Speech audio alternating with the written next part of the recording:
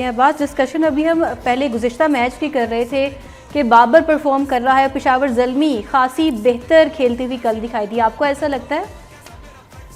देखें, आप कैप्टनिंग देखें वार्नर की और बाबर आजम की कैप्टनिंग देखें आप। बाबर आजम के फिगर्स के ऊपर, स्टैट के ऊपर तो बात कर रहे हैं, उनका स्ट्राइक रेट भी बता रहे हैं, लेकिन मैच विनिंग प्लेयर होना बहुत जरूरी है। और टीम का कैप्टन जब मैच विनिंग प्लेयर हो ओपोनेंट टीम का, तो उसमें बाबर आजम का रोल भी एक अहम रोल होना चाहिए था। स्पेशली पेशावर ज़ल्मी को, कैप्टन है, लेकिन पेशावर ज़ल्मी मेरा ख्याल है कि इस टूर्नामेंट में बाबर आजम का जो कैप्टनसी के अंडर प्रेशर खेल जिस तरीके से वो खेल रहे हैं, इसकी वजह से पेशावर ज़ल्मी को भी काफी फर्क पड़ रहा है। लेकिन जहां तक अब आप दूसरी बात कर रहे थे कि क्राउड बहुत अट्रैक्टिव होगा आइंदा मैचेस के अंदर, आपको नजर आएगा, क्योंकि कराची में लास्ट जो मैच होना था वो हो गया।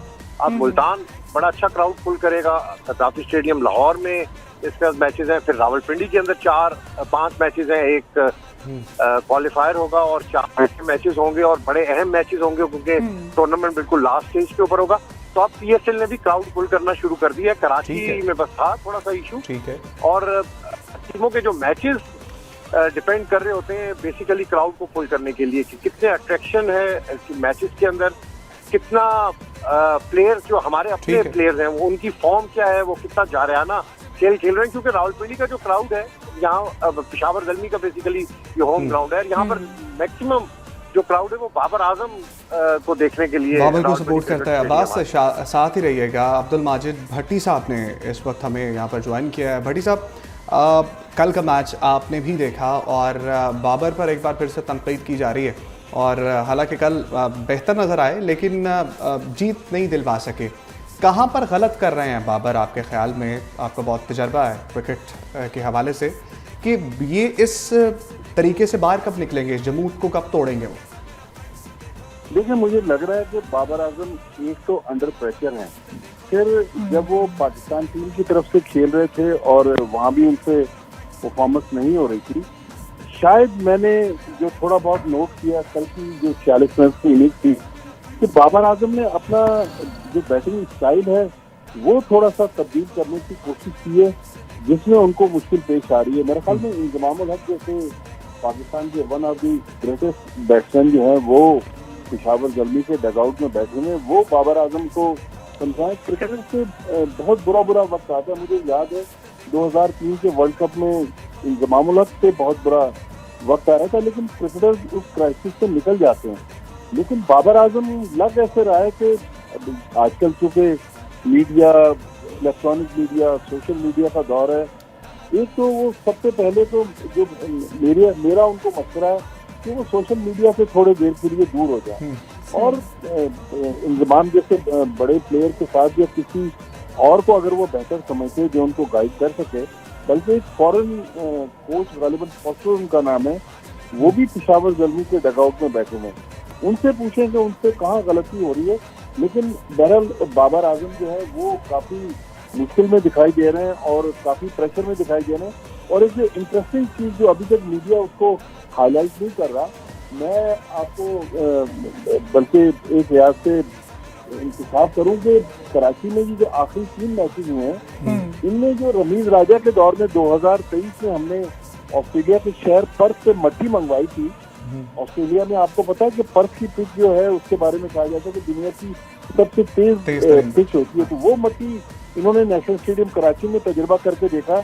अब आप देखें, पाकिस्तान क्रिकेट बोर्ड ने जो पिच बनाने के लिए क्यूरेटर हायर किया हुआ है, टोनी हैमिंग, वो भी ऑस्ट्रेलियन, मट्टी भी ऑस्ट्रेलियन, जिस बंदे ने कल मैच जितवाया कराची किंग्स को, डेविड वार्नर, वो भी ऑस्ट्रेलियन। लेकिन हम वो पिच बना नहीं पा रहे हैं।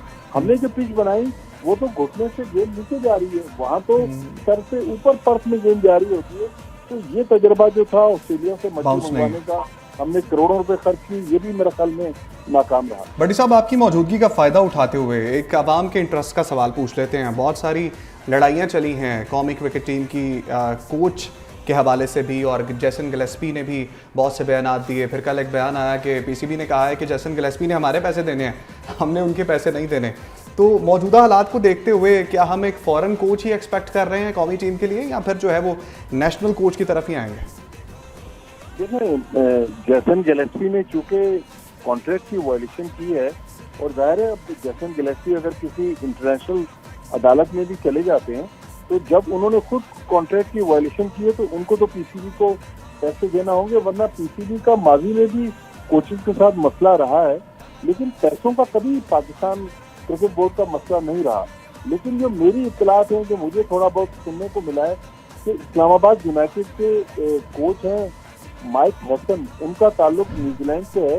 न्यूजीलैंड का एक सूबा है ओटागो, वहां से उनका ताल्लुक है। वो 2018 या 19 तक न्यूजीलैंड के हेड कोच रहे, कीनिया के भी हेड कोच रह चुके हैं।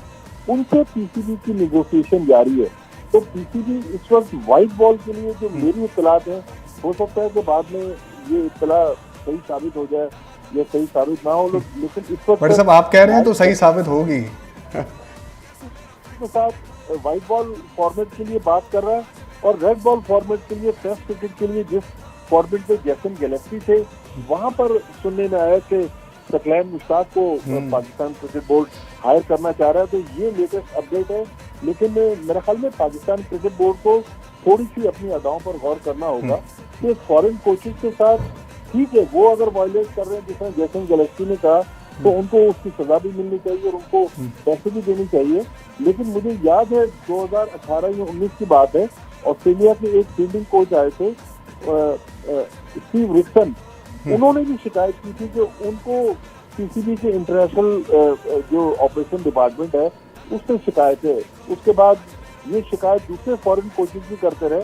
तो मोहसिन नकवी साहब को चाहिए कि अपने हाउस को ऑर्डर करें और देखें कि कौन लोग हैं जो पाकिस्तान क्रिकेट को बदनाम करने के लिए कोचेज के मामला को मिस हैंडल कर रहे हैं। लगे हाथ भट्टी साहब कैप्टन के हवाले से भी बता दें, क्योंकि हमने इस्लामाबाद यूनाइटेड में देखा कि पाकिस्तान नेशनल टीम के जो कप्तान हैं आगा सलमान मैच भी नहीं खेले, और फिर ज़रा टेस्ट टीम की कप्तानी का भी बता दें, ओडीआई का भी बता दें। रिजवान की परफॉर्मेंस भी बहुत बुरी चल रही है, तो कौन आ रहा है तीनों फॉर्मेट में कप्तान आपकी खबरों के हिसाब से?